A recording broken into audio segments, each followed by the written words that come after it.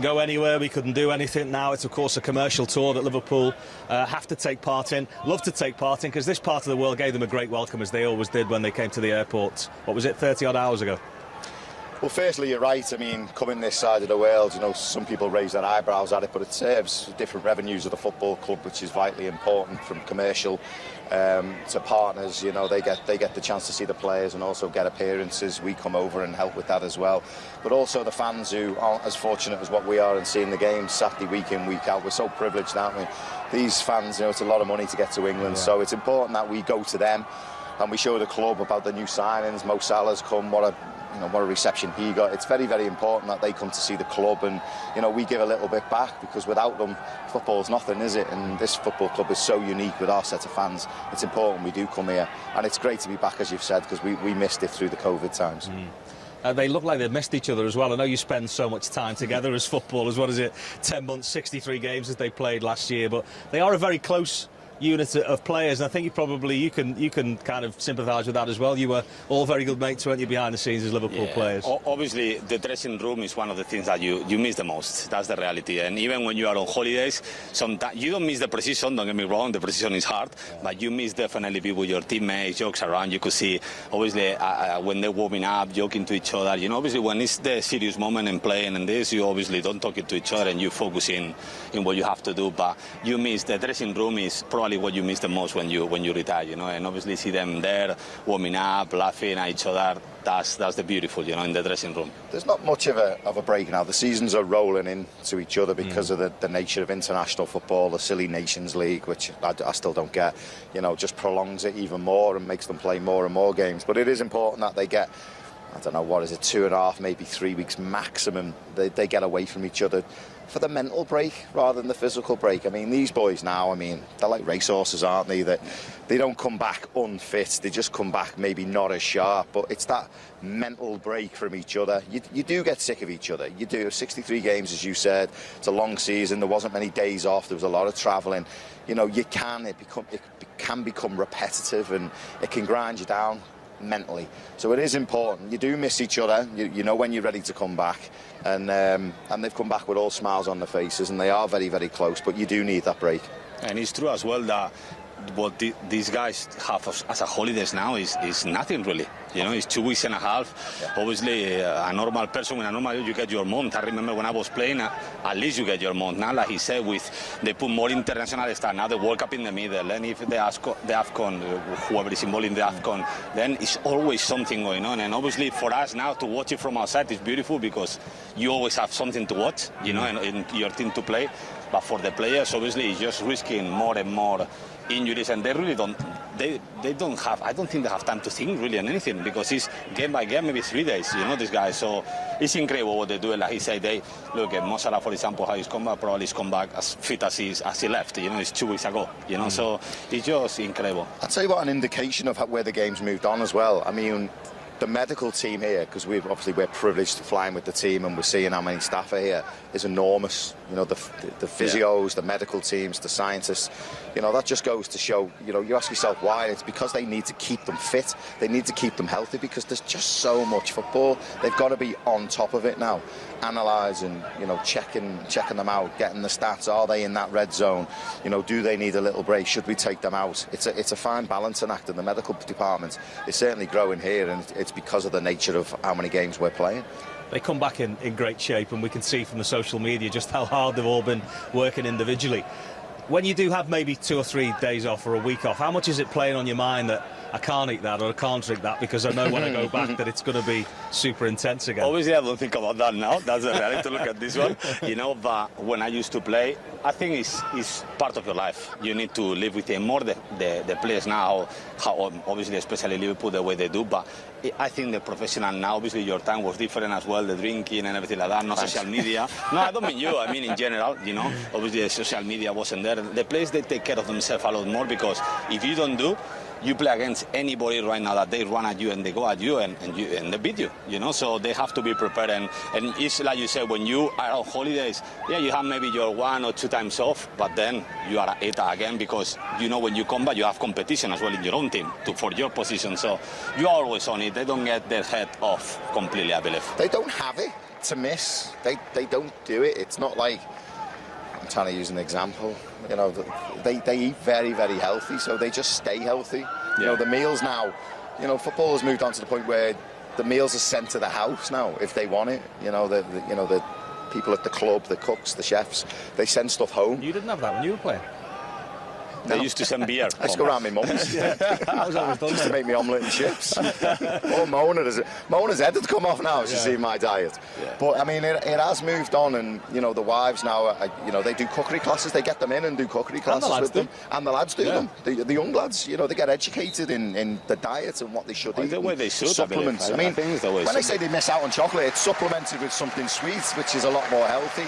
So they don't miss the likes of chocolate and stuff. Don't get me wrong, you might eat a Mars bar every now and again, but they certainly wouldn't have 2.5 weeks off in pre-season and just go mad and raid the crisp cupboard and the chocolate cupboard. They wouldn't do that. And I believe every time, even in the summer, when you are that time off, you break that night that you are a little bit with your wife or your friends or whatever, and you say, okay, I'm going to have this, then you regret it already. Say, because tomorrow I need to burn it. I remember even on the season, you were playing, obviously, in the Premier League, all the wingers are difficult. So during the week, you take care of yourself, and when the game is going to come, you know, and you maybe have 2 days that you eat well, but not maybe as good as you used to. Oh my God, this guy is quick this weekend. I need to, you know, he's always thinking. And these guys, like he say, even more now they have the nutritionist that is with them all the time. Like he say, obviously the food you can, in my time as well, you could bring home the food as well. So they have, if you don't want to be prepared, it's because you don't want to. Now they give you every access possible to be as fit as you want to be.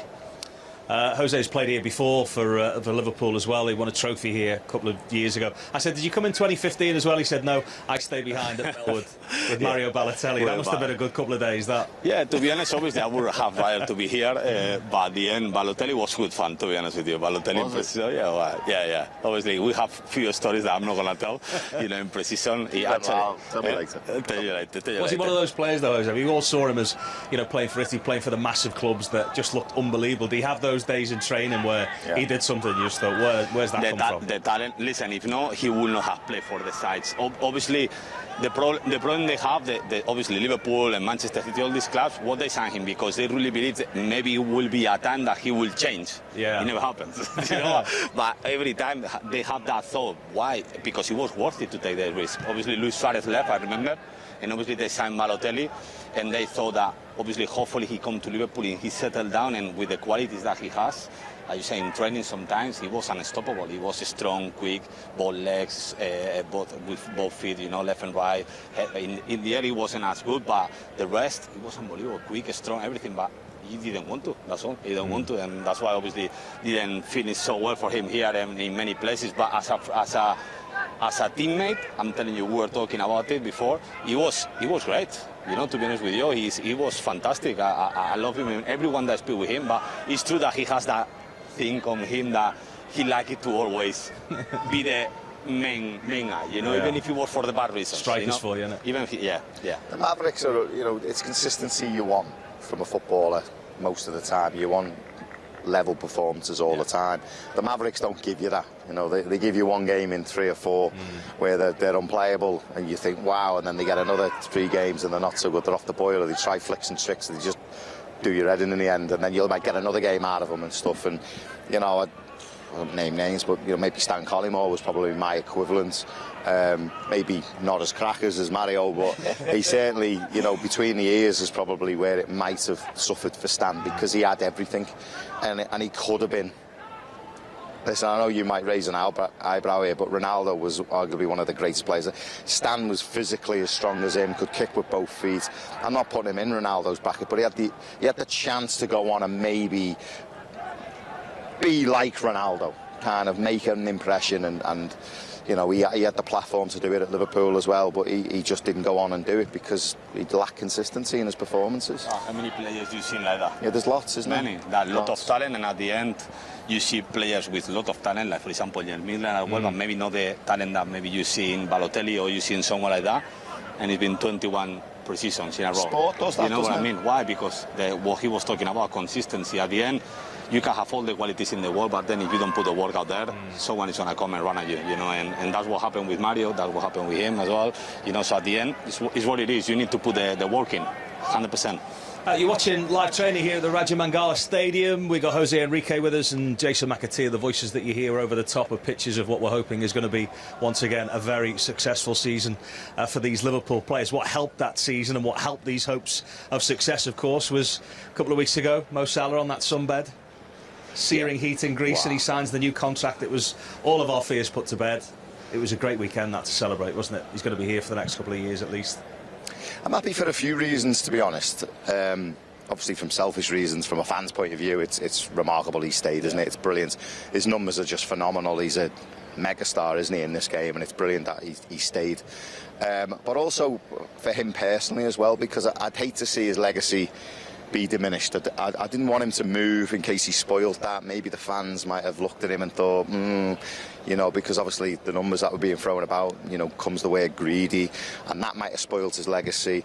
Also, as well, I was saying to Jose today, I think of him as a bit of a like a Lionel Messi, where he's in that Barcelona team where, you know, everything's sort of set up for him to do his stuff. Like Jordan Henderson and Trent protect him so much, but that's a purpose, so Mo can get on the ball and do what he's really, really good at. I was frightened if he went anywhere else, he mightn't have got that from another team, and he might have been, you know, maybe not as effective, not as good, and people would have looked at him as maybe being a bit of a flash in the pan. But he's decided to stay, and hopefully his numbers just keep ticking over, because on his day, we've used the word a few times, on his day he's unplayable. And yeah, he's a massive part of everything good about this football club, is Mo Salah. I'm made up he stayed. Well rested as well, which I think is key, isn't it? That he's had a decent enough break, hasn't he, over the summer, and we will see a fresh Mo Salah coming back into the season now. Yeah, and he's always smiley, but even more smiley Mo Salah, I believe, you know, obviously, because at the end he's not nice and more than a player of his quality. Just trying to, we were talking about it before, obviously getting out of the World Cup, losing the AFCON in the final, then contract situation. Sometimes people don't realize that these things can affect even for a world-class player like himself, you know, and obviously getting this sort of, I believe we're going to see numbers again this season from Mo. They say that maybe the best years to come from him still have to come. I don't think so. I hope he can keep the same ones, you know, the same numbers that he's doing until now, you know, they are unbelievable. You know, but he's a player that I think is amazing for the club, for himself. Obviously, he needed to stay, in my opinion. I think it would have been a mistake from him to leave.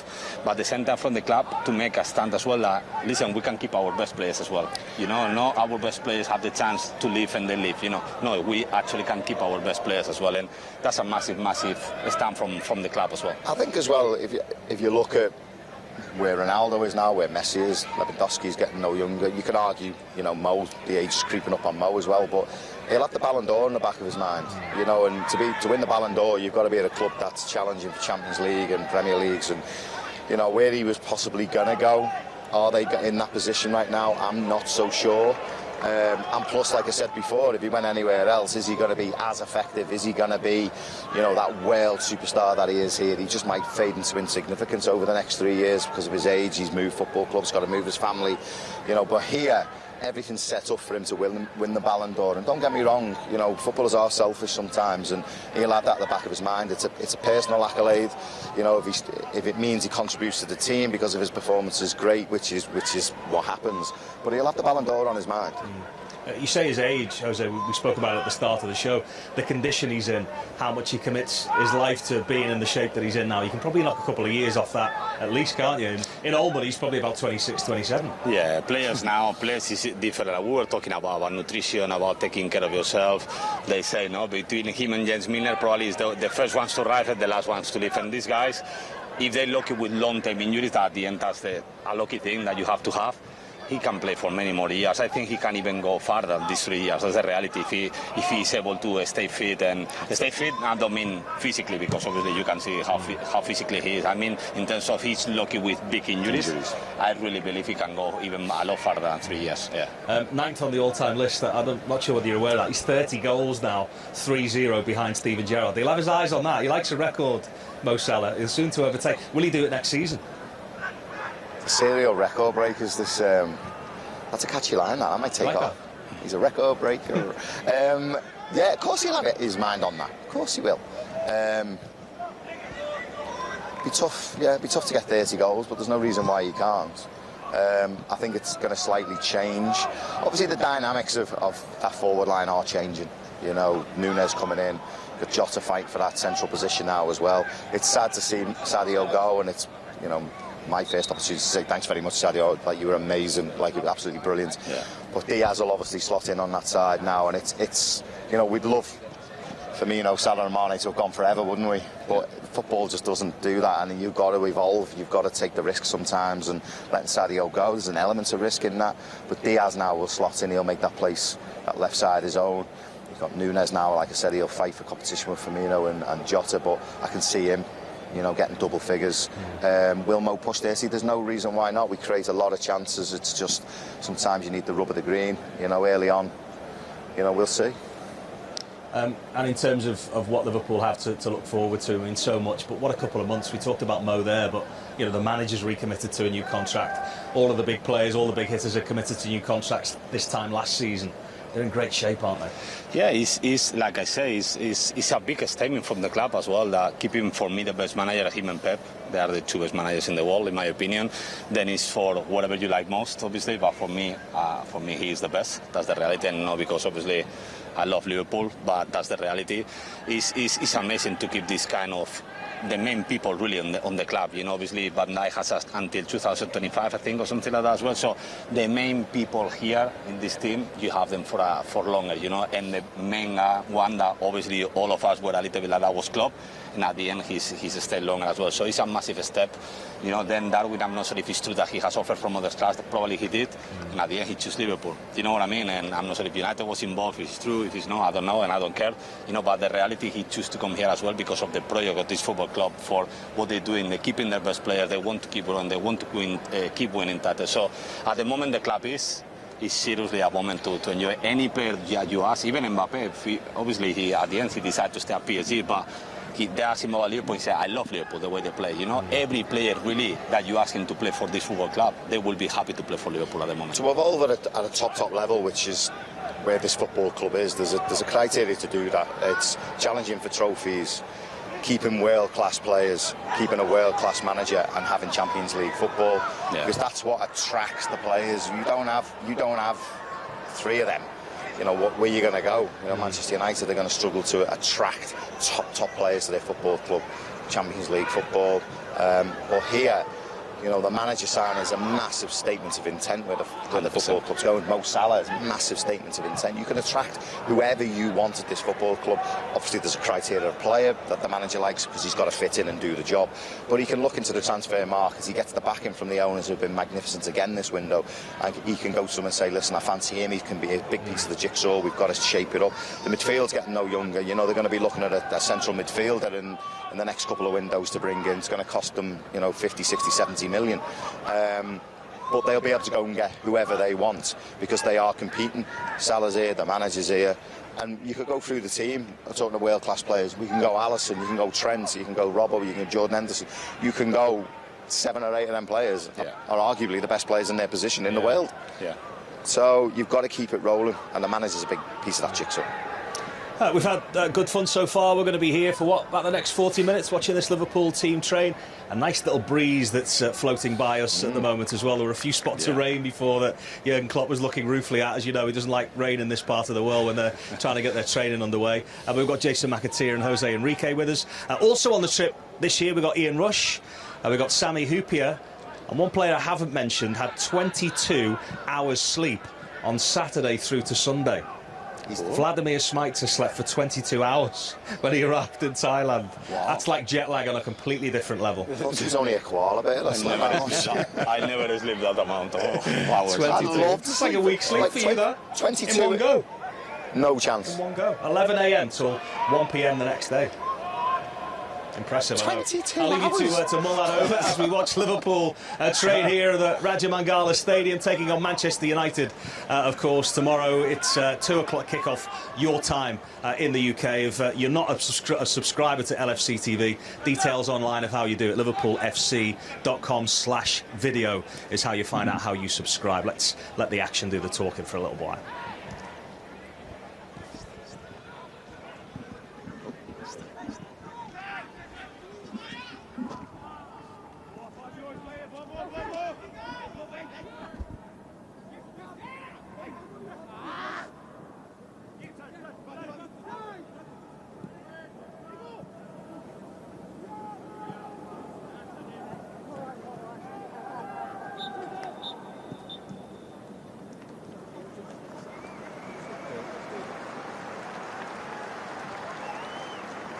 Yeah, confirmed.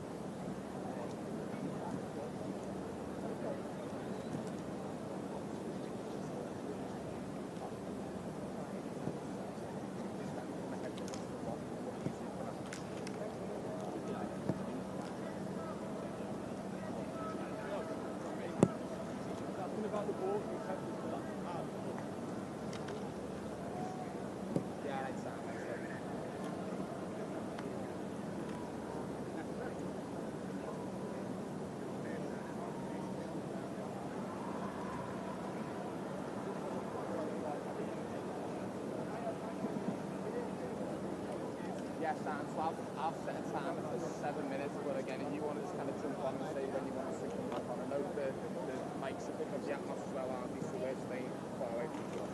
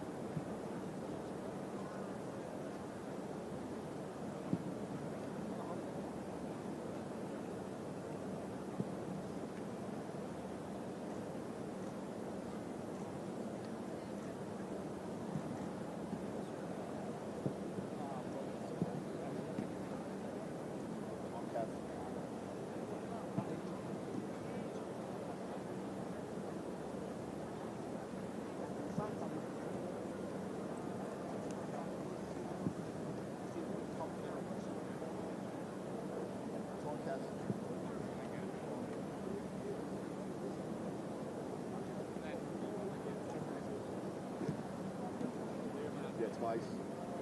Oh, man away.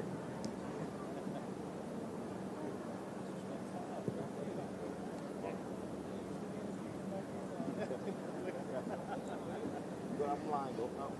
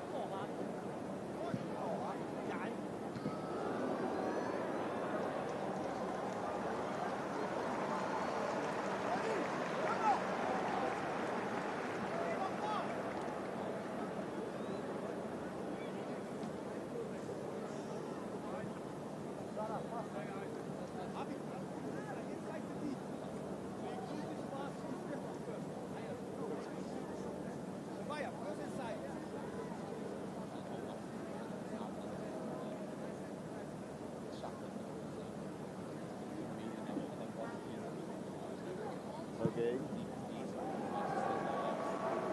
Okay. There you go, Ted.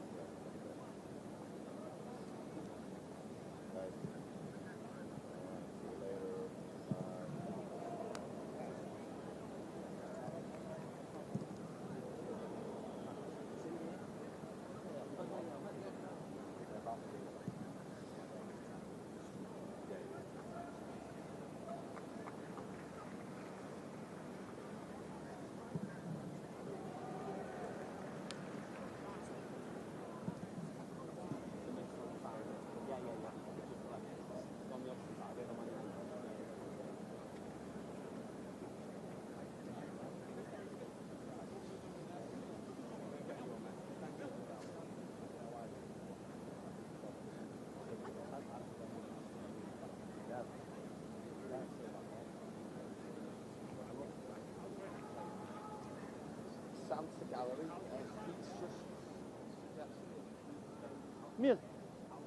Mil, you drop.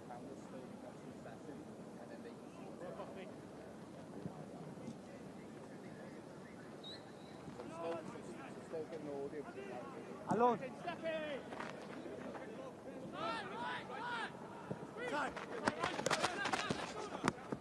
Ah, Mil. Keep.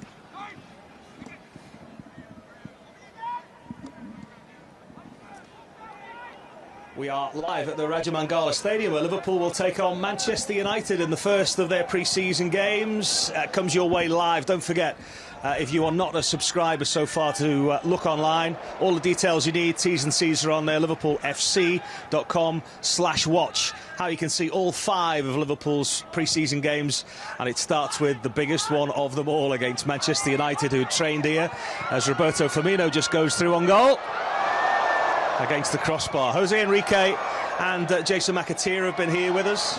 What have you spotted whilst we've been off the telly? Anything interesting? There's a right-back slot available for me if he's looking. Intensity, I mean, Jose said this is what he used to do, so he's probably the best to answer. For me, I'm looking at it, it's just high intensity. Everything, they're all at it, you know, he's looking for high intensity, they're doing it. It's quite tough, actually. I mean, it's warm, isn't it? It's really close and humid, so it is tough for them. But what is it that they're actually doing? Well, it's very easy to see. Obviously, the white team is attacking with a goal. The green team is attacking without a goal. The white team, what they have to do is try to avoid that the green team pass the halfway of the pitch with the ball.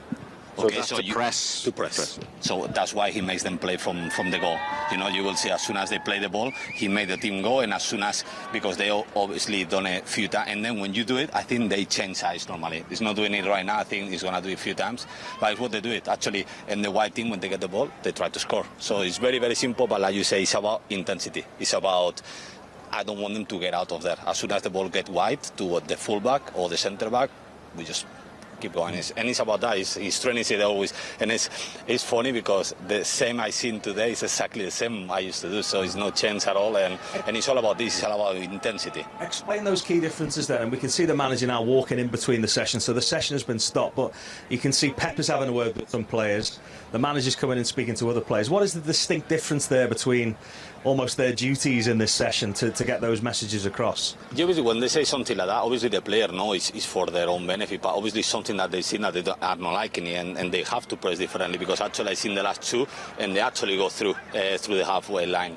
So obviously what they're saying is explaining them how to actually press because at the end it's the same number of players against the same number of players. So why one player have to receive the ball on his own? So someone is not marking him. You know, so that's actually what probably is telling him and people how to position themselves, etc. for the long ball right now as well.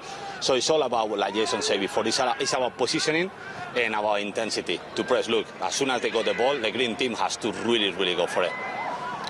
I think as well as being both singing off the same song sheet, you know, Pep and Jurgen. I know obviously one's the manager, one's the coach, but Jurgen can't actually see everything.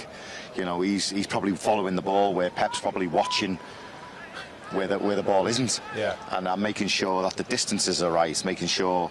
Listen, pressing is all about unison and everyone doing it in together. You know, if you go yourself, you're left isolated. Teams can play around you, so you can see them shouting now. They all want to go together. They all want to press together.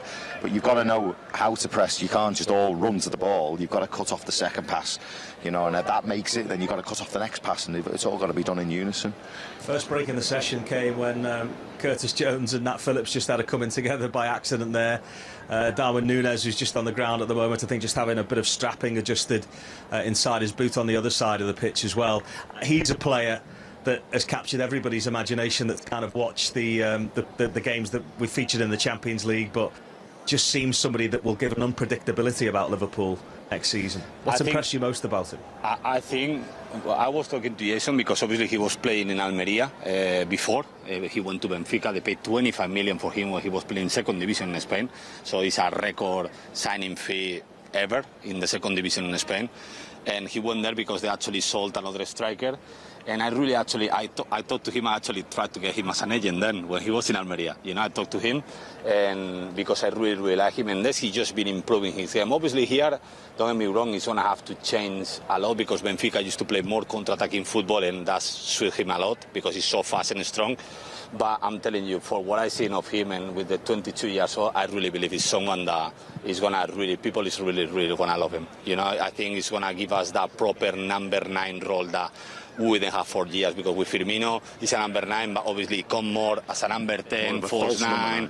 You know, he comes, get the ball, that he benefit a lot Man and Salah scoring goals, because they say they're wingers, but not really, they were strikers, you know, playing inside. But this guy as well, Trent and Robertson, I'm sure they are, you know, really licking their lips, you know, saying, oh my God, we have a proper number now to put the cross in for him, you know. So I'm really excited about him, and I think, I'm not sure if he will settle straight away. Hopefully he does, but I'm telling you that this guy is the future for Liverpool as a striker. One thing you were seeing there before is one of the biggest curses of pre-season: blisters. You know, the players will walk around in sliders, as they're called now, used to be flip-flops all through the summer. Then you put football boots on again, and that was Lee Nobes just putting some Vaseline on his toes to make sure that there's no bubbles on there that shouldn't be.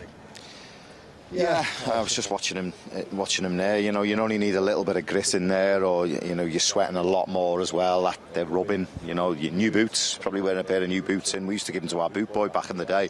I don't know whether that's allowed now. Yeah, I don't know if they have boot boys anymore. Do they have boot boys? I don't know if they do. No, so we used to give them to him, didn't we? And they used to wear them and get the blisters. And they used to take one for the team, didn't they? The boot boys. But yeah, I mean, they're getting looked after there. But I agree with what Jose said about him there. You know, I think he's gone slightly away from that false number 9. He's definitely a centre forward. Plays off the shoulder. Listen, you know, we raised a few eyebrows with the transfer fee, didn't it? What it can amount to.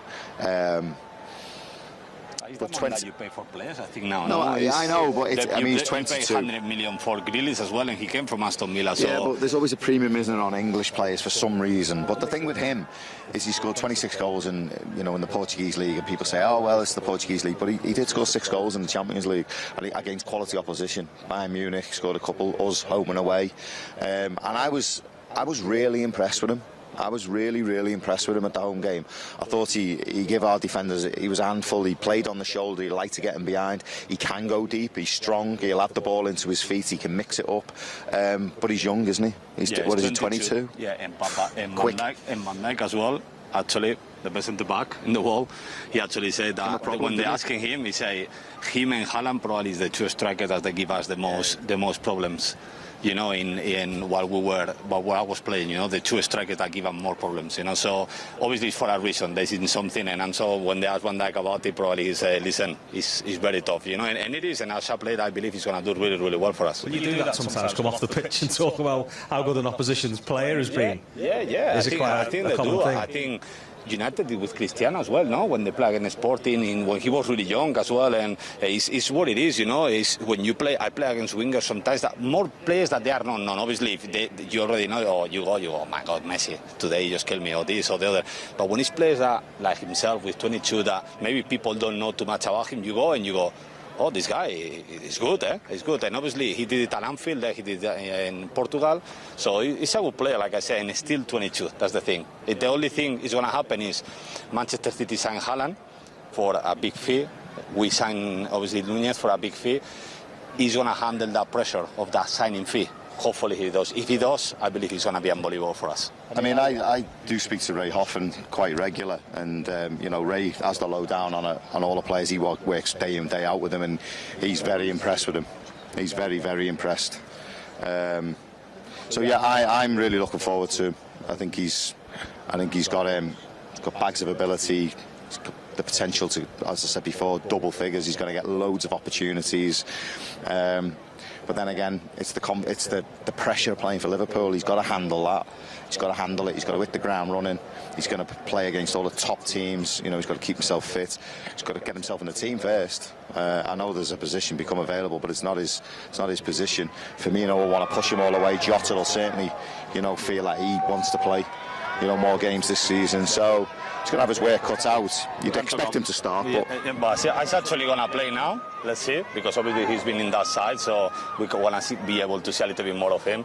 But definitely that intensity he have it. Obviously then is to adapt as well to Salah and to other winger as well, probably Luis Diaz or whatever. That's the one you have to play for. But look, the intensity and everything, I believe he's not going to have any problems to adapt to. Like I say, is Uruguayan players, they have something that not many players in the world have, and obviously comparing him to Luis Suarez, like many people did, is comparing him to one of the best, But definitely he has something that I really believe Liverpool fans, they're going to love him. Darwin was keeping very close to Thiago over the first day or so of the tour as well. The Spanish speakers will be very important to them. That settling in process as well, Jose. You're moving to a new city. You're hoping that your wife and the kids will make new friends as well. There's all these parts of non-footballing things that aren't really part of the issue. And more when you're young. I think when you're young, it's more difficult. Obviously, I can speak for myself. When I arrived to Newcastle, I was 21, and it was tough. But it's true that he changed this as well. He came here, speak Spanish, obviously. You have Thiago, you have Adrian, you have other Brazilian, Firmino, you have Fabinho, you have Alisson, they all speak Spanish. So you feel welcome straight away. You have people to support you straight away. Obviously, you change the city, you come to another country, another kind of football. But it's no excuse. In the club, you know how it is. They put you everything easy as possible. They put you in a house as soon as possible. They give you English telephone number as soon as you arrive as well. So it's what he's going to be able to adapt to as soon as possible. Is going to depend on him, really, because he's going to have every source, really, from the club to adapt as soon as possible. I don't think there's a Liverpool player signed and gone straight into the team and hit the ground running. I think every player's had maybe a spell in the team and taken out the team. No, Luis Diaz. No, I mean for Jurgen. Luis Diaz. Luis Diaz. Yeah, well, Jason McAtee. yeah. I mean, he still shared the position with Sadio, didn't he, for quite a while? Sadio then played number 9. But what I'm saying is, he's come from Benfica. They play differently. He's got to learn what to do without the ball, how to press, when to start the press, when to go.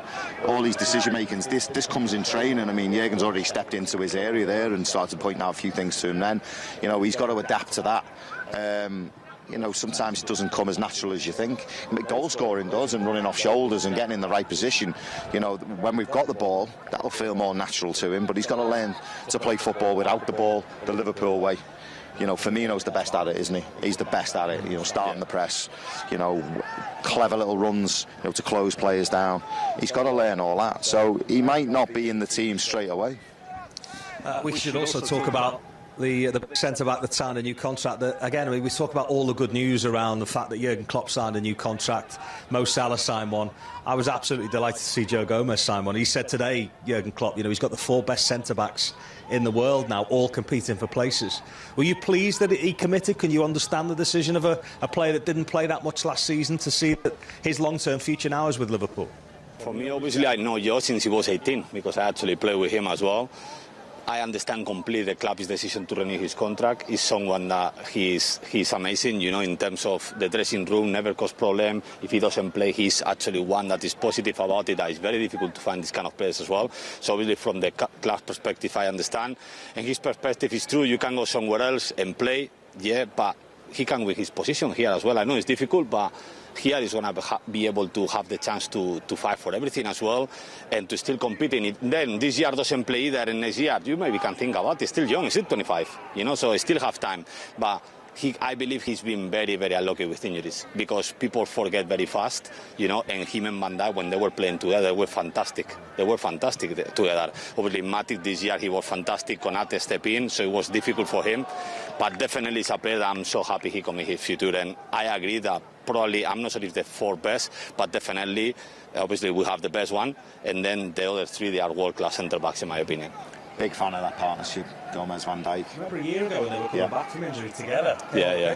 Yeah, it's unbelievable. I really believe Jurgen nailed it down. I think there was a lack of consistency with the centre-halves, and it was a problem. And I think he needed to sort of pin his badge on 2 centre-halves, go with consistency and give him a run in the team. And I really think it was Virgil van Dijk and Joe Gomez. And sadly for Joe, he got another injury, didn't he? A big injury, and he had to fight his way back. Joel Matip stepped up to the plate because maybe Konate come in and give Joel a bit of competition. But now Konate's looking at maybe cementing place alongside Virgil now and making it his own. But Joe is obviously believes in his own ability. The manager believes he's got a future at the football club, and let's hope he gets back to that standard that he showed before he picked up the injuries. And I think if he stays away from injury, I think that partnership could blossom again. Is this something you look at from a selfish point of view as a player sometimes and say, well, you know, Virgil, as big a machine as he is, he's 31. You know, Joel's 31 as well. This could be the long-term future. That Big Ibu and Joe Gomez are the centre-backs in that next generation. Yeah, that's the reality. You think about that as a club, obviously, because it's very difficult to play for this club and keep in place that they've already been since the start, even since the start with Klopp. So obviously, it's very, very important. And I already see a few things here that you go, wow, you know, you're happy to see him back as well, you know. And like I said, he's a kind of player that I don't think where he's going to go that he's going to be more happy than this. And maybe people should think sometimes, because you think you go somewhere else and you're actually going to find the happiness. And sometimes, okay, gain your position here. You are fit now. Give it a go. Maybe if it doesn't work, then you can go somewhere else, like I said before. But why don't give it a go when you are happy? I know he's very, very happy at Liverpool. His wife as well is very happy. He has kids as well. So why changing, you know? It's a great point that you've made, because we sometimes think the evolution of a team is a manager going out and buying a player. I mean, obviously he has. You know, Diaz, now the front line is so different than what we seen 3 or 4 seasons ago, isn't it? But the evolution of the team might just be here anyway. I mean, you're right. It might be the evolution of the team is Joe Gomez in 2 or 3 years' time. Joe Gomez and Canate. That might be the evolution of this team. They're already here. That's what the long-term plan might be. So, you know, why sell him and let him go out, and then you're going to have to buy someone to replace him. So, yeah, I mean, I think it's a great point you've made.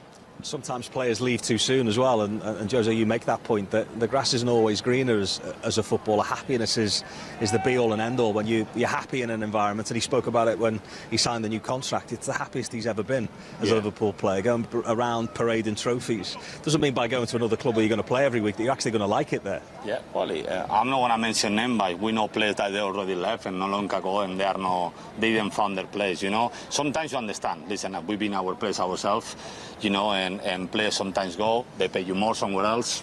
Fair enough, you know, that's the reality.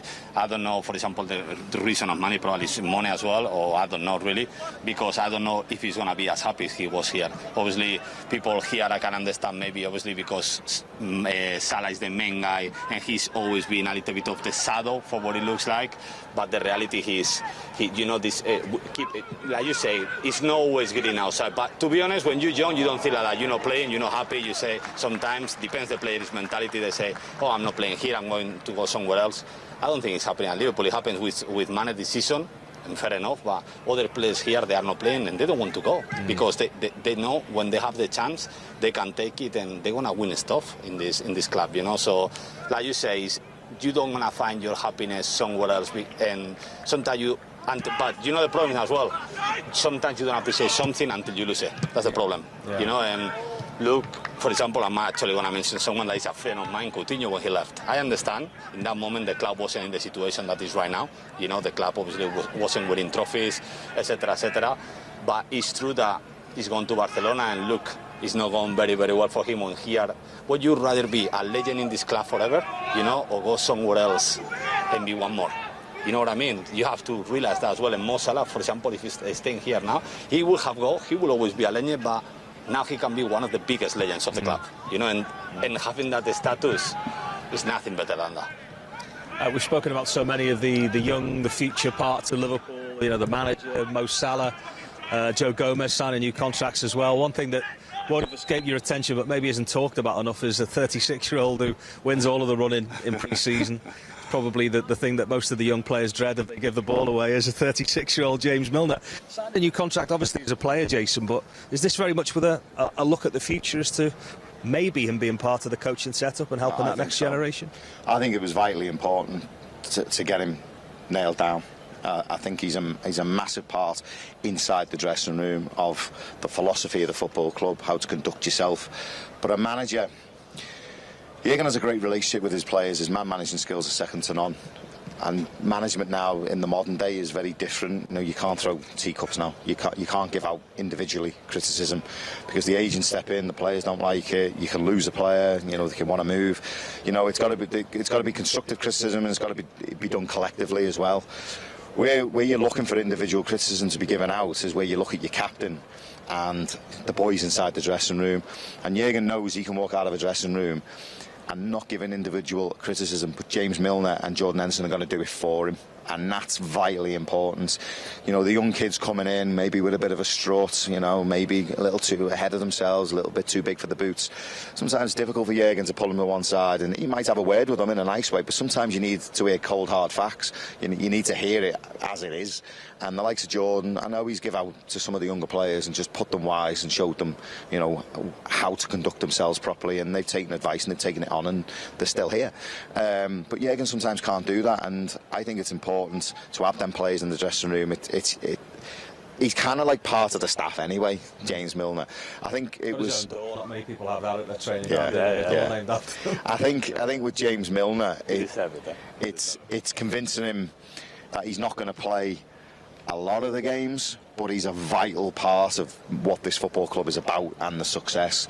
And you had to sell that to him, and he's done a marvellous job because he signed, hasn't he? So I'd love to see him progress onto the staff. I think it's a natural process. Yeah. And he said a lot about him as well. Why? Because he could have gone somewhere else and get 2 or 3 years probably. He can go to MLS, maybe, you know, obviously Dubai or somewhere like that, you know, to get money. And he decided to stay here knowing that he's not going to be a starting. As obviously for now, we'll see, because, you know, Millie always push. Yeah. You know, obviously we sign a new right back as well. He's a player that can play in that position as well. Obviously the pace that he has is not the same pace that he used to have, but he's a player that wherever he plays, you know, he's going to perform. He play left back, he play right back, he play whatever, even as a goalkeeper if you want to as well. So he's a player that I was really, really pleased that, like Jason said, that he signed a new contract, because sometimes it's things that we don't see. And like he say, Hendo, Millie, Van Dijk, you know, these kind of players inside the dressing room, people don't see that daily basis stuff that these people go to the youngers and, hey, come on, you know, like he said, that Klopp will go and say something, but not in the way maybe you as a teammate can say, because it's like he said before, in the past, the managers used to go to the press and kill anybody. You know, this player is like that, and it didn't matter. Now it does matter. Now come the agent and go the club and this, and so you have to be really careful. Clubs know how to do it very, very well, and then you need leaders like that on the pitch. And if he's gonna stay as a something on Liverpool, maybe he is. Probably he is. You know. And by the way, we talked at length about the evolution of the football club and the way things happen. Jurgen's not going to go forever, you know, as much as we'd love him to. Yeah. So who's to say that Pep doesn't step in, then Millie doesn't step in? It's like the old boot room again, isn't it? You know, Millie's may have had 2 or 3 seasons coaching by then, you know, and he's evolved into a coach, and he becomes Pep's number 2, and Pep steps up to the mark because it's just a natural progression. Who knows? Who knows? It's a great pipe dream to have, isn't it? It just keeps the club ticking over. It does. So who's to say that won't happen? James Milner, who's now associated with Liverpool for the longest of all of the clubs that he's played for. We often think of him as, you know, Man City, Leeds United. This is the longest he's ever spent at a football club, and that time is likely to extend much further. Quick word on the midfield before we're out on this as well, because again we've spoken about evolution, haven't we? Lots of youngsters that are looking for really big seasons now in that midfield. Harvey Elliott, he mentioned today, you know, probably Liverpool's best player for the first 4 games, gets that awful injury. Everybody wants a big season from Curtis Jones. We want to see what Fabio Carvalho's made of. It's quite exciting, isn't it? It's incredible, because we were talking before as well, because obviously before we used to have the midfields of like Gini, like Hendo, like these kind of midfields. Obviously we have progress in terms of, with the number 8 is another kind of midfield that we have now, more quality and more this kind of attacking midfield. And obviously, like you mentioned, with Carvalho, Elliott, obviously Curtis, I think Curtis is a key season for him. I think he stepped in when it matters, when it was at the end of the season, of last season, you know, and this year is a massive for him. Harvey obviously is still a little bit younger, so I still have a chance, but like you say, Elliott, when he started last season, before he got injured, probably he was our best player. That's the reality. So it's really, really good to see that the club is thinking in the now, but in the future as well, you know, because these players, they just want to get better and better. And I really believe, I'm not sure about Carvalho because I didn't see too much of him. I cannot talk too much. But Elliot and Curti, if they have their head down and they want to keep learning and everything, definitely they have the talent and ability to play for Liverpool. You're listening, Jason. You're mesmerised by the training session. I was just watching them trying to get out there. It was brilliant, actually. They're all so comfortable on the ball, and they'll have it in a phone box, any of them. Yeah. You don't see that much. Yeah, Darwin Núñez had a slight problem, I think, with his boots, as Jason had spotted before, so they're just trying to strap his feet up at the moment, make sure that he's okay, and the last thing you need in the first week of pre-season is a couple of blisters on your toes, isn't it? Well, the worst they get, that means that you're going to miss 3 or 4 days, and that's vitally important. You don't do that, so maybe just getting him pulled out of a session here saves him that. So, I mean, blisters hurt, don't they? Yeah, they do hurt. It looks like the most silly thing in the world, but they're very annoying. And obviously more when you keep wearing boots. The pitch, if it's really like it looks here, if it's really wet as well, you probably wear studs as well instead of normal boots as well. So obviously it gets, to be honest, footballers have ugly feet anyway, you know. Mine are quite nice, actually. No, now probably that they give a rest, but when you play, it's true that at the end your feet get. My wife told me that, you know, you used to have blisters, you know, everything, the hard skin, everything. Yeah, exactly, black toenails. Black toenails. Yeah, exactly, it's what it is, you know. But obviously, blister is one of the things that normally just happen in pre-season. During the season, you are used to, and by in pre-season, it's really hard, and it happens, and they're very, very annoying. And like he said, if you don't stop, maybe now that it's just starting, maybe they get worse and he has to stop for 2-3 days. So maybe it's better that just stop him. I'm not sure if he's going to stop 100%, but if he does, I think maybe it's better, you know, for him. And maybe tomorrow, I'm not sure if he will be ready, but he will be ready for the next. Sometimes the medical staff have to make that choice because he'll want to come back on. He'll be like, well, I'm feeling all right, and then the blister goes from that big to this big, and then he misses. So sometimes the medical team just say, listen, just step out. But like he said, it's the medical team who will stop him because the player will want to continue. 100% he will want to continue, but sometimes it's good to stop, you know, in the right moment. The session is so fast. I'm not sure whether you can kind of tell that at home, but when you stood this close to the pitch, you know if a ball hits you, that's going to really hurt. That's how quick these sessions are. Liverpool just going to the final stages of it now inside a stadium. We've been in open training sessions before where the crowd have been that loud that the manager's actually told them to be quiet so he can get his communication over to the players. But they think about 10,000-15,000 inside here have been very respectful so far. And we're looking forward to a big crowd here tomorrow. Manchester United play a big part in it as well. How much are you looking forward to the actual contest? Because it's game number 1, but Liverpool versus Manchester United, even if it's under 6s, will be a competitive game. Legends games, under 6s, Premier League, friendlies, they all carry the same gravitas, don't they? It's Liverpool versus Manchester United, and you can't get away from the fact. And I think there's a bit more to it as well with a new manager for Manchester United. They've got problems in-house again. Ronaldo hasn't travelled, has he? So they're sort of making headlines for all the wrong reasons still.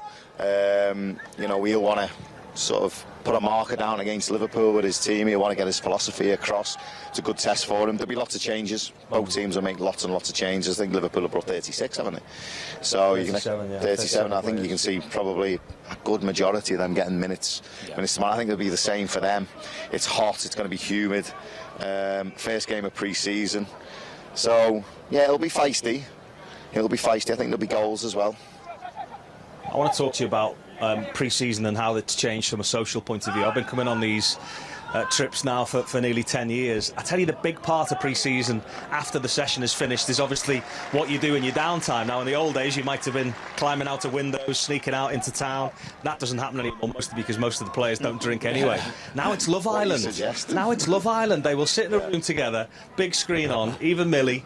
All of the older players love Love Island. I'm not gonna watch that. I can't get into it myself. No. I know someone who is watching it quite closely. I'd have had my money on you.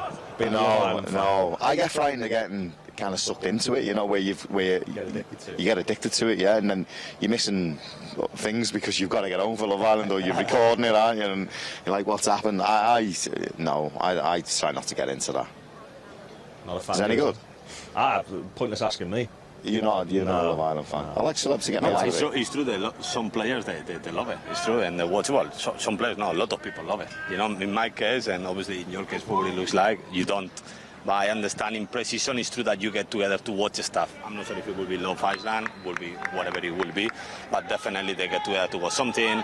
I'm not sure they will bring too many of them the PlayStation to play in the Does he preseason. still do that? Does he still take I'm not sure. PlayStations? They carry the PlayStations now in what looks like hand luggage. You know, the hard cases they are portable. They are portable now. Yeah, you can't take them away. Yeah, personalised ones. Yeah. It's but taken I'm telling you, while they're here, I'm sure they will not be playing too much. You're right to sleep. That's the reality. But Diogo's at they call them e-gamers, do they? Is that what they're called? EA Sports, yeah. He's actually, he made the numbers in the Ultimate Team that is from FIFA. He actually made numbers of a professional player. Sometimes. Yeah. Sometimes he does. So imagine how many hours he plays. you know? Well, they got it, haven't they? David James was a gamer, though, wasn't he, in your day? He used to play a lot of video games. Yeah, they tried to analyse him, didn't they? Like why he was so crackers. I used to play a lot, video games. Yeah, I love. I used to play FIFA a lot. I actually won a tournament in Manchester when they did in Manchester FIFA 13, I think it was, or 14. They did like a Premier League tournament with players, and I won it. You know, I won it. Yeah, I have a cup at home. I'm not sure if it was the 13 or the 14, so I was a little bit of a freak then.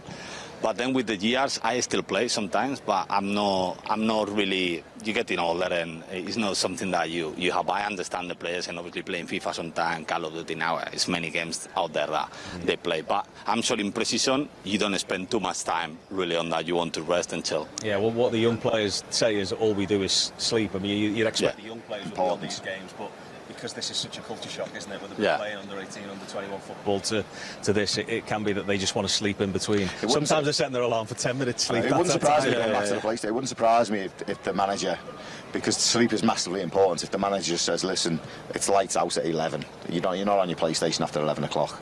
I think that will be said. So we're going to take a break from the talking. What you are watching is Liverpool in this live training session at the Raja Mangala Stadium. They'll play Manchester United here tomorrow night, similar time to where you are now. In fact, we'll build up from 1 o'clock with Jose and with Jason McAteer as well, and then kick-off is at 2 o'clock UK time. If you're not a subscriber to LFC TV, details on there as to how you can be.